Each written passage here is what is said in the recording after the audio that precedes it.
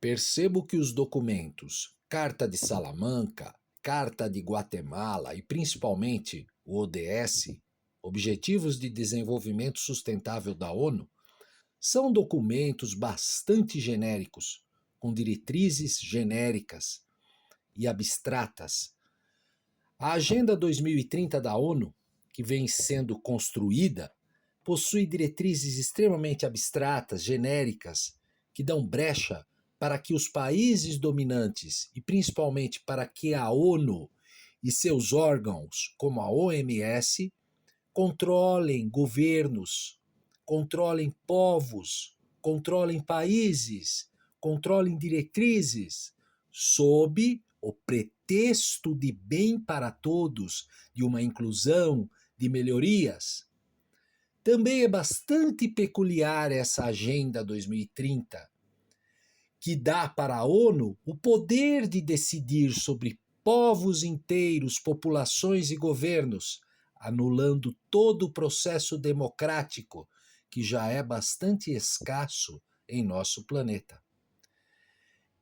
Embora muitas dessas diretrizes sejam evidentes, o que eu percebo é que existe um discurso, mas que os objetivos reais podem ser obscuros, já que tudo é muito utópico, genérico, abstrato e fictício, o que abre brechas para incluir ou excluir a um critério obscuro tanto países, governos, povos, pessoas, leis, políticos e diretrizes, tudo sob o pretexto de inclusão.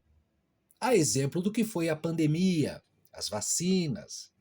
Um exemplo claro dessas diretrizes de bem para todos foi o que aconteceu na pandemia, com diretrizes obscuras vindas da ONU, da OMS, que agora, sob o discurso falacioso de Tedros, onde ele nega que tenha ditado regras aos países. Porém, o que realmente houve foram diretrizes obscuras sobre um vírus de origem obscura, com evidências de ter sido produzido em laboratório e que poderia ter sido o início de uma guerra biológica entre Estados Unidos e China, e entre outros países, onde voos não foram cancelados a tempo no início por parte da China, e depois foi negado que isso não teria acontecido, mas ocorreu, como muita coisa que ocorreu e foi negada. A exemplo de Tedros agora, que está negando que tenha dado diretrizes e que tenha ditado regras. E muita coisa foi ocultada. Depois foram vindo cada vez mais diretrizes obscuras, como máscaras, obrigatoriedades, lockdowns, vacinas genéticas, onde foram escondidos como eram fabricadas, sem garantia de absolutamente nada e com muita imposição e muito conflito de interesse, que agora vem aos poucos à tona. Mas voltando um pouco à educação especial, que é o foco deste fórum, as diretrizes também são muito obscuras.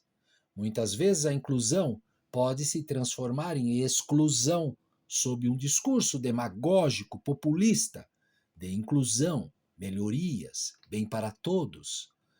Embora tenha existido erros categóricos na maneira de como a educação especial era dada antigamente, ainda assim, na época do período militar, existia um investimento maior governamental a favor da inclusão de educação especial. Nos últimos 20 anos, o Brasil registrou o fechamento de um número significativo de escolas públicas, principalmente em áreas rurais. De acordo com o levantamento do Fórum Educação no Campo, foram mais de 100 mil escolas rurais fechadas nesse período. Além disso, entre 2011 e 2019, aproximadamente 17 mil escolas públicas foram encerradas, representando uma redução de 10,9% no total de instituições de ensino no país. Esses fechamentos refletem desafios significativos na educação brasileira, especialmente no que diz respeito ao acesso à educação em áreas rurais e remotas. As salas especiais foram extintas sob o pretexto de inclusão. As salas especiais que foram criadas no período militar foram extintas. A exemplo de que não existe hoje uma construção efetiva de escolas de prédios, mas de fechamento, onde vagas foram retiradas, salas estão sendo fechadas, professoras especialistas foram sendo jogadas de lado, tudo sob o pretexto de inclusão. É claro que as crianças especiais precisam ser incluídas, mas deveriam ter um tratamento diferenciado. Na prática, fica defasada a aula com 2 ou 3 autistas dentro de sala de aula, que muitas vezes, numa classe com alunos que não têm problemas graves, acabam atrapalhando a aula, ou, na melhor das hipóteses, eles não têm uma didática pedagógica efetiva e alinhada com o seu problema. Por exemplo, transtorno do espectro autista. O que acontece na prática, na melhor das hipóteses, é a professora ou o professor passar alguma atividade e ir dando a sua aula como consegue, muitas vezes com o aluno especial tendo comportamentos inadequados durante a aula, atrapalhando a aula e não tendo a sua inclusão real ou a sua real inclusão, pois não consegue também aprender e render.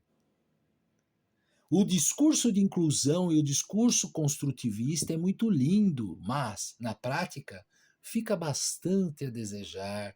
Na prática, ele é utópico, superficial, abstrato.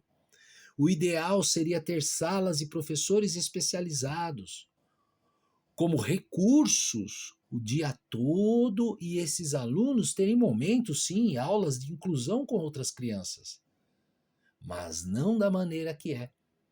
O que vem acontecendo na prática é o desmantelamento da educação. O programa Ensino Integral retirou vagas, sob o falso pretexto de melhorias.